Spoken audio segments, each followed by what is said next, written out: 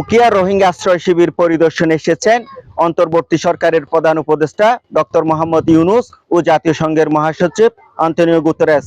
আশ্রয় শিবিরে 1 লাখ রোহিঙ্গাদের সাথে ইফতার করার কথা রয়েছে তাদের। ইফতারের আগে আশ্রয় শিবিরের রোহিঙ্গা নেতা, ধর্মীয় শিক্ষক, যুব প্রতিনিধি ও নারীদের সাথে পৃথক বৈঠক করার কথা রয়েছে জাতিসংঘ মহাসচিবের।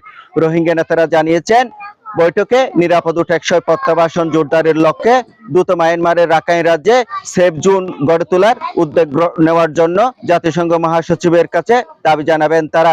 জাতিসংঘের মহাসচিব ও অন্তর্বর্তী সরকারের প্রধান উপদেষ্টা আশ্রয় শিবির আসার খবরে সাধারণ রোহিঙ্গারা খুবই উৎফুল্ল।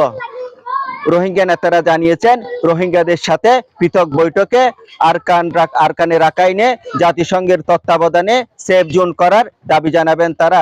ইফতার মাহফিলে অন্তর্বর্তী সরকারের প্রধান উপদেষ্টার কাছেও এ বিষয়ে সহযোগিতা চাইবেন তারা। সেফ জোন না করা গেলে রোহিঙ্গাদের প্রত্যাবাসন কখনো সম্ভব হবে না মনে করছেন রোহিঙ্গা নেতারা। জেলা পুলিশ সুপার মোহাম্মদ সাইফুদ্দিন শাহিন আমাদেরকে জানিয়েছেন, প্রধান উপদেষ্টা ও জাতিসংঘ মহাসচিবের সফর উপলক্ষে কয়েক স্তরের নিরাপত্তা ব্যবস্থা গ্রহণ করা হয়েছে। পুলিশের পাশাপাশি বিভিন্ন বাহিনী এই দায়িত্ব পালন করছেন।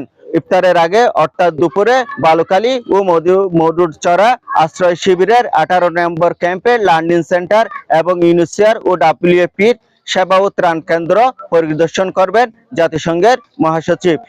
ইফতারের সময় একটি প্যান্ডেলে প্রধান উপদেষ্টা ও জাতিসংঘ মহাসচিবের সাথে ইফতারে অংশ নেবেন 125 জন রোহিঙ্গা।